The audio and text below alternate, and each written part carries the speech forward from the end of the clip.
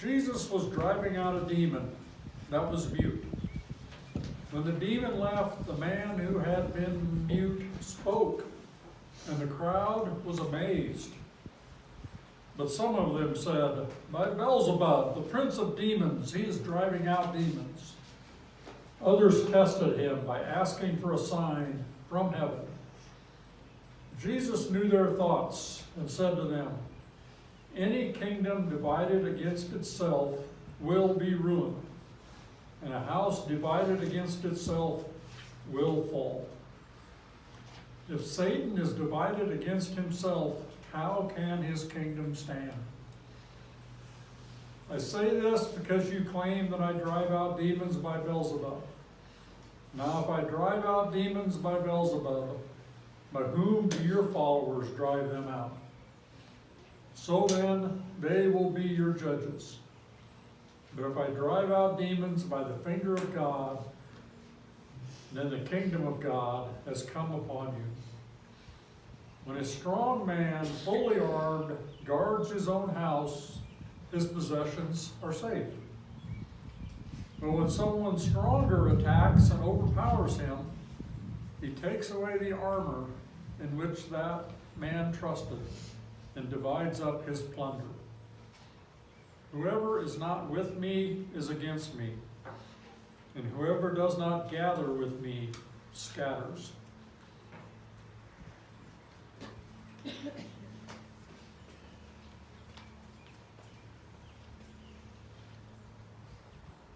Well, I don't know if anybody has said it from up here yet this morning, but happy Father's Day. This great day when we honor our fathers.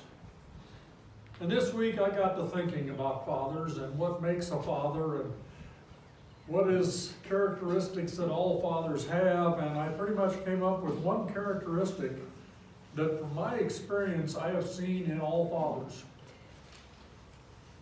Most fathers, at least the ones that I know, are males. I mean, yeah, there's other people that might have fatherly tendencies, but if you want to be a father, you pretty much got to be a male. And then I got to thinking about that, and I thought, what do most males have in common? And there's a lot of different things that I could have came up with, but the one that I decided is, most of us men have a desire to win. We're fairly competitive. You saw that basketball game out there. There was all guys playing out there. There weren't too many girls out there. And I hear that Marty has challenged Hunter to a game after church, so we'll see how that turns out. But no, we as men have a desire to win. We want to be stronger, we want to be faster, we want to have bigger toys, we want to have more money.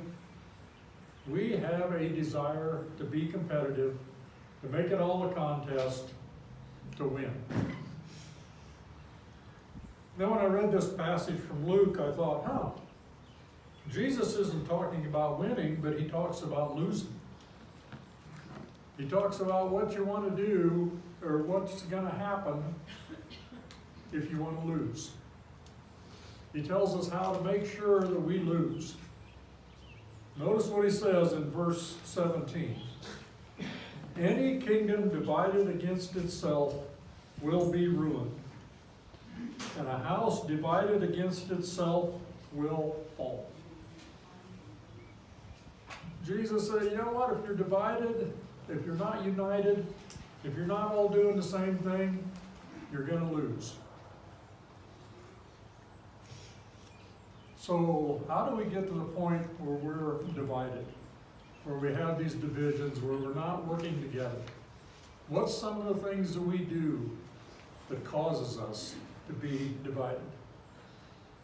Came up with a few of them that I'll share with you this morning. The first one is quite simply, we think we're the judge. Here comes the judge, and by the way, the judge is me.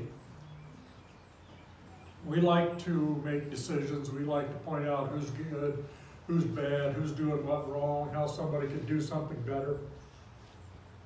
We don't often think about what Jesus said in Matthew 7, the first verse. Do not judge, or you too will be judged.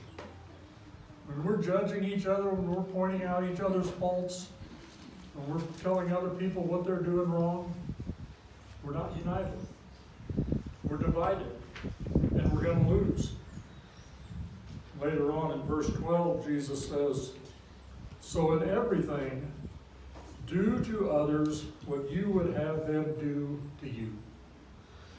We've heard that before, right? The golden rule.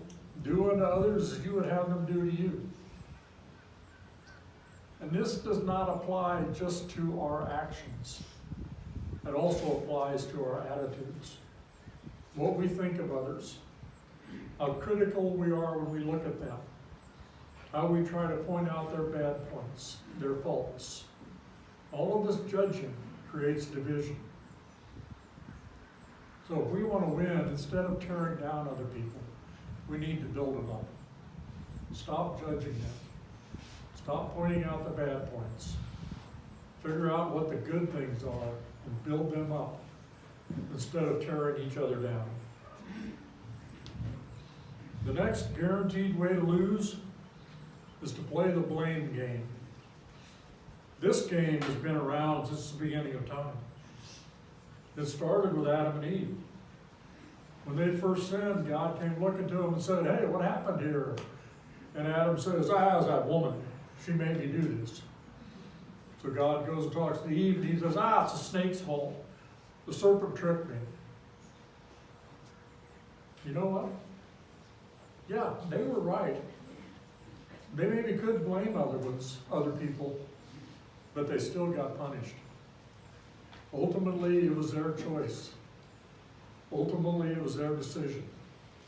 Blaming others did no good whatsoever. Still, this is what happened, this is what you did, this is the punishment you received. The blame game doesn't get us anywhere. When Sue and I were in Arizona, Sue had the opportunity to teach with this 90-year-old science professor. Very intelligent guy, had his doctorate, had written the science curriculum, was a great teacher, was a great guy. We got to hear his story of what he had gone through in his life, and it was a little amazing. Roy had been married 3 times. His first wife, walking down the street one day, a car jumps a curb, pushes her into a building. Not against the building, into the building. And she dies. He gets married again. His second wife and him are out for a bike ride one day. Her bike hits a rock, goes off the path, down an embankment. She hits her head, and even though she's wearing a helmet, she's declared brain dead. And she dies. His third wife was in the hospital, had some medical procedures done, was getting better. The next day was going to be moved to a rehab facility, got a staph infection, and died. Yeah. Roy refused to blame anybody. Roy, being a scientist, said, "I know how this world is set up. I know how things work. I know that when certain things happen, there's going to be this that happens after it. You know, it's just the way it is." Roy didn't blame God. He didn't blame any other people. He was dedicated to bringing others to Jesus. He refused to blame people. And he had a wonderful testimony because of it. Yeah, stop playing the blame game. It doesn't do any good. The third way that we cause divisions is when we say it has to be my way or the highway. We've all heard that, right? I'm right, you're wrong, you got to do it the way I want it. There's no other way to look at this. In 1 Corinthians 1:10, Paul writes, "That you be perfectly united in mind and thought." Okay, Paul, that's basically impossible. We are not going to be perfectly united. We're different people who see things differently, who think differently, who have been brought up differently, who have had different backgrounds, and we're gonna have different opinions. We're gonna have different ideas, different ways of looking at things. But consider what Jesus says in Matthew 18, verse 19. Truly I tell you, that if two of you on earth agree about anything they ask for, it will be done for them by my Father in heaven. If two of us agree on anything and ask God about it, God's going to bless us. That sounds amazing, and we kind of have questions about that. Does that really happen? You know, for several of us, this past week was a pretty exciting week. It was a very tiring week. It was a very filled week. We had Bible school here this week. And this was not just a Lindside Mennonite Church Bible school. Greenmont was involved. Springdale was also involved. There was kids from many other churches. There was several of us that came together. And even though we had different opinions, we had different thoughts about things, we had different ways of looking at things, we agreed that the most important thing last week was teaching these children about Jesus. And we asked God about that. And we prayed to God about it. And God blessed this Bible school, right?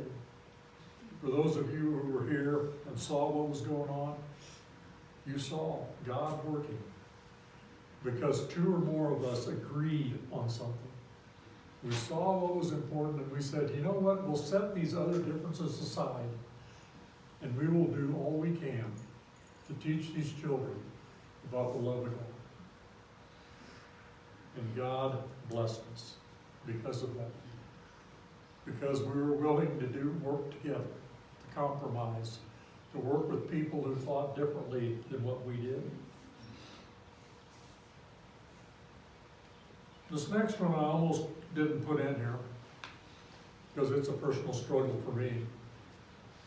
But if we want to cause divisions, one of the best way to do it is to disregard rules and authority. You've heard me say before, I'm a rebellious sort. I'm a cynical sort. Somebody tells me to do something, my first reaction is, why? Do I have to do it like that? Maybe I can do it this way. And yeah, that's just me, that's just my nature, it's something I struggle with all the time. The one thing I've realized is, yeah, I can disagree with people, I can figure out that there's a better way to do things, I can decide that I'm going to do it my way instead of their way. But what usually happens is, at the end of the day, I end up doing what they told me to do anyway. I don't have that much authority. I don't have that much wisdom. Usually I just waste a lot of time and energy and effort being rebellious, and then it happens anyway.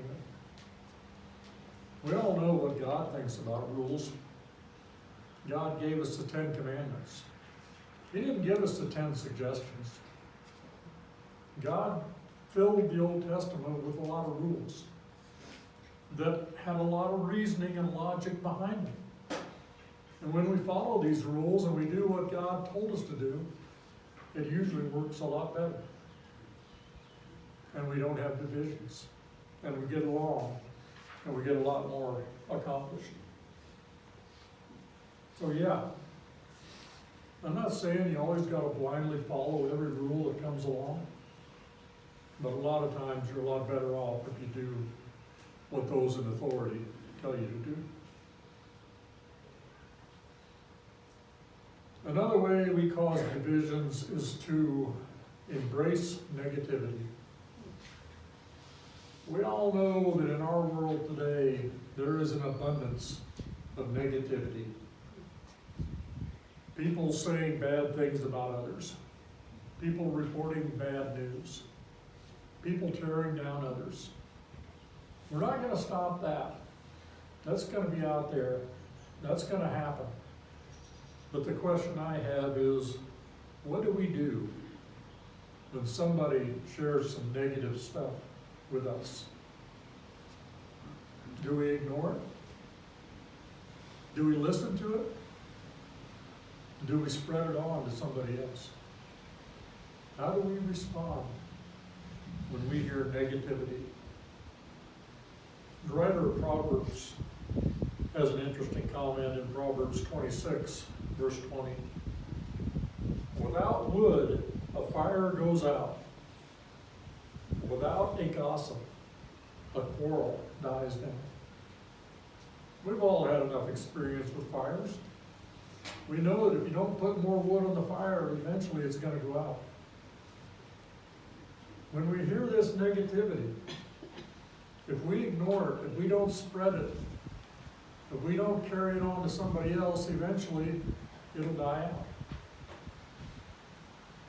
out. How do we respond to negativity?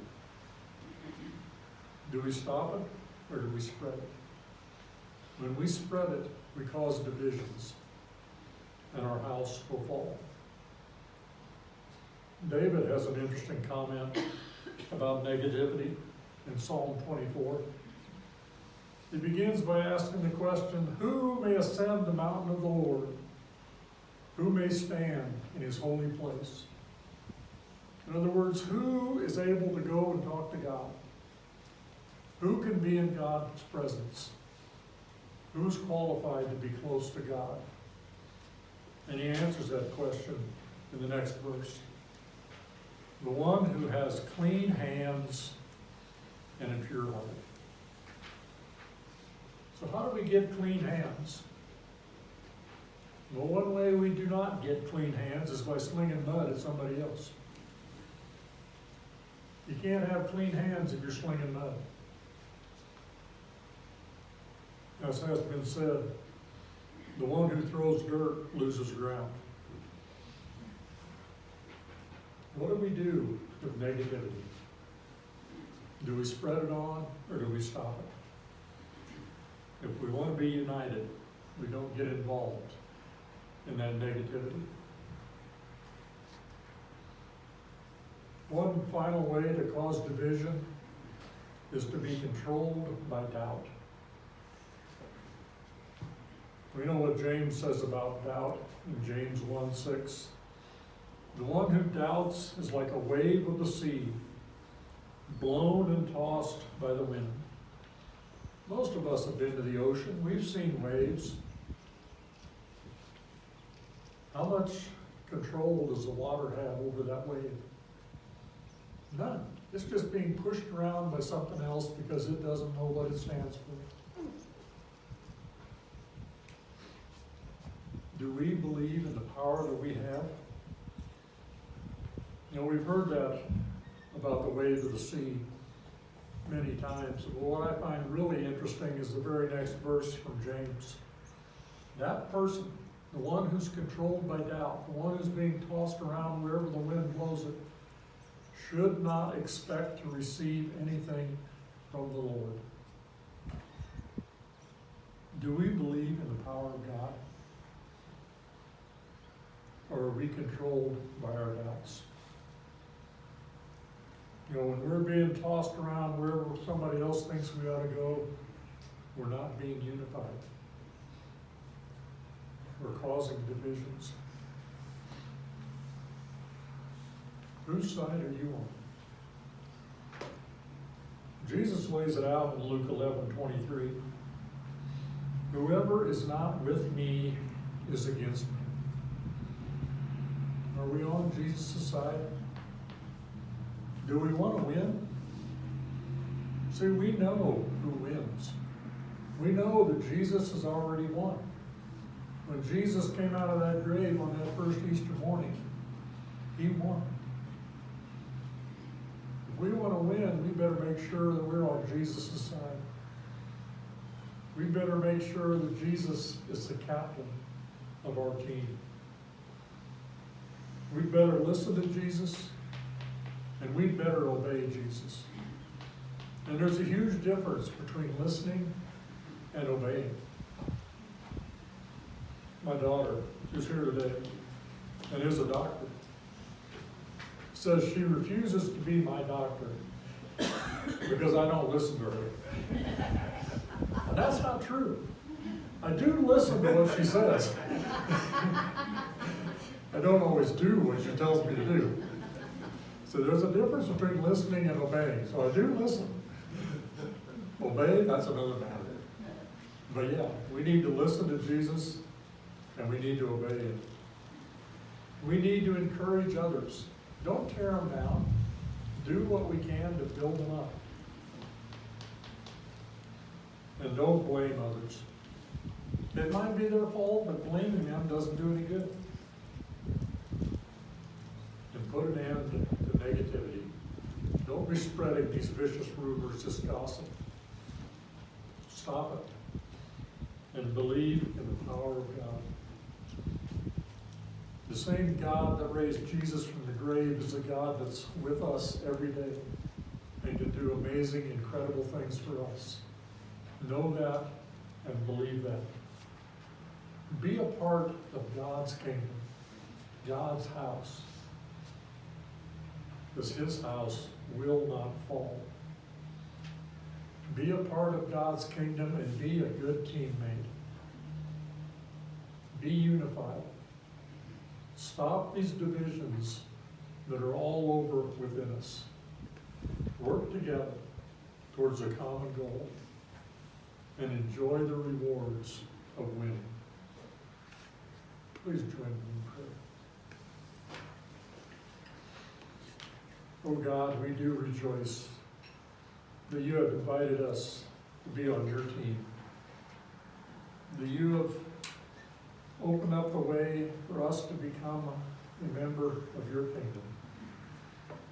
Help us, oh God, to be good teammates, to work together, to be unified, to put an end to these divisions that cause so much harm in you. We praise you and we worship you, O God. And this I pray in your name. Amen.